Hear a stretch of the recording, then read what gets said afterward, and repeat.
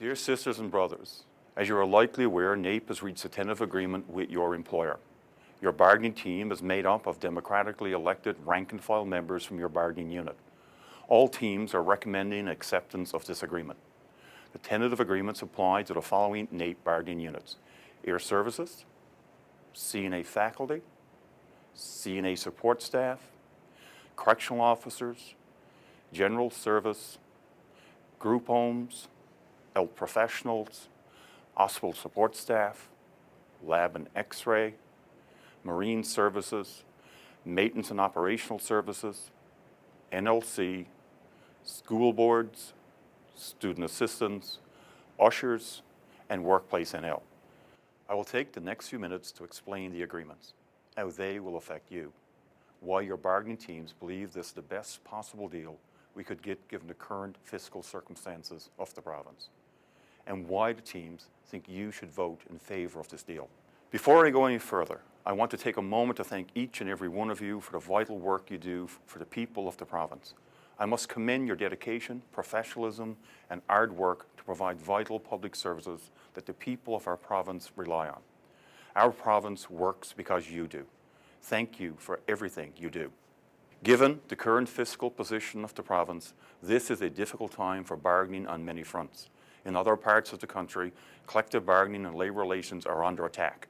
We are seeing workers' wages and rights being rolled back in Alberta and Ontario. Unfortunately, the province's fiscal situation has not improved over the last year.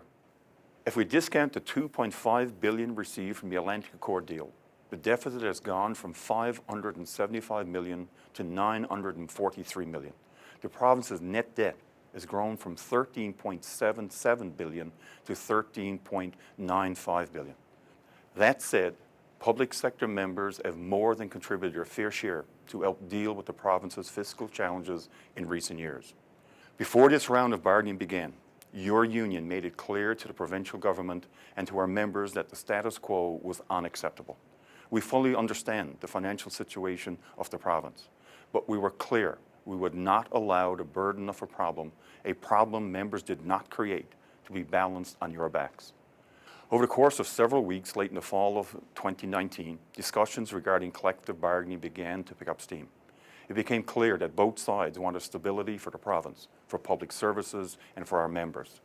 After marathon sessions in November, your union was able to reach an agreement with the government on a contract extension.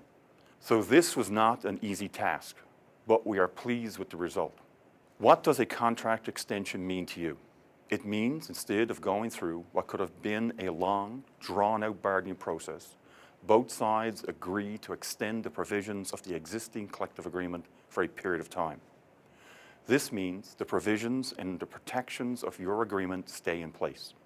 The contract clauses dealing with no layoff, sick leave, family leave, contracting out, public-private partnership, just to name a few, will stay in place for the next 2 years at least. In any round of bargaining, you have an opportunity to make gains as a worker and as a union. However, at the same time, the employer also has an opportunity to ask to have things added or taken away from your contract. This is not to say that we would accept any of the employer's proposals, but in the tentative agreements we have negotiated, all of the provisions you currently enjoy are protected for at least the next 2 years.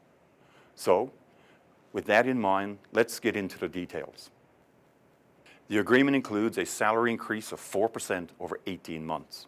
The initial 2% increase will come on the first day after your current agreement expires. For most groups, that's April 1st, 2020.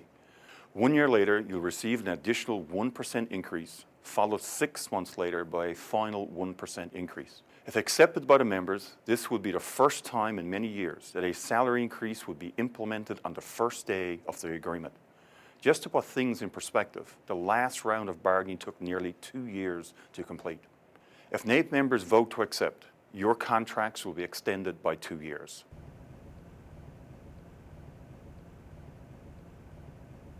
In addition to a wage increase, the employer and NAPE have agreed to establish a committee to find out if it would be practical and beneficial to establish a joint trust arrangement to manage group insurance programs.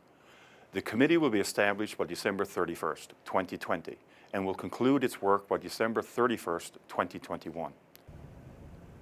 As you may recall, a joint trusteeship was created for the Public Sector Pension Plan, PSPP, which is now 94% funded, a significant improvement since the joint trusteeship was formed. A joint trusteeship means your union would have some level of control and say over the group insurance plans, health, dental, accidental death and dismemberment, etc. In return, the union would accept some level of liability as a partner in the plans. With joint trusteeship, your union would have much more control and say in how the plans operate and any changes that are made. The assessment process would allow both parties, the union and the government, to have a third party determine the viability of such an arrangement.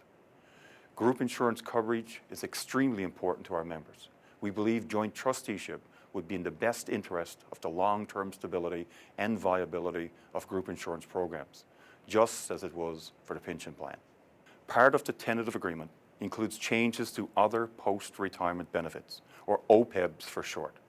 OPEBS in this case refers to post-retirement group insurance coverage. If members vote to accept the agreement, all current employees who qualify for post-employment benefit coverage will be eligible for 50-50 premium sharing with the employer. As you may recall, there were some changes in the last agreement on this front. This reverses those changes, which is a benefit to all current members of the union covered under these agreements.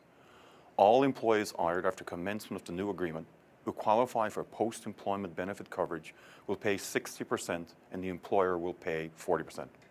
The first possible changes for the new hires will be 15 years from now and will likely be 30 plus years for most.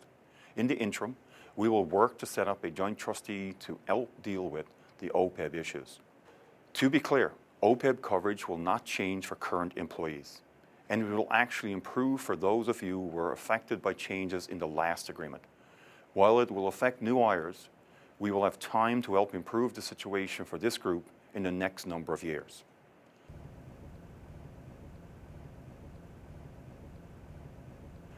The final aspect of this agreement is the savings that may be realized from future public sector pension plan, PSPP premiums. These are paid equally by you and your employer. These changes will come about because of changes to the Canada Pension Plan, or CPP. That will see premiums and benefits increase. The PSPP is integrated with the CPP. You can find information about this on the Provident 10 website. In essence, this provision says that any savings realized in the PSPP premiums should benefit you directly.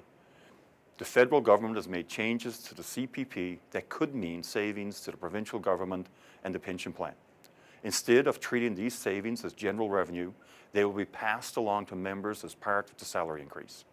In summary, here are the changes you are voting on: a salary increase, a 2-year extension of the current agreements, changes to other post-retirement benefits for future members, a study to assess the feasibility of joint trusteeship for group insurance, passing on to members any savings resulting from CPP changes.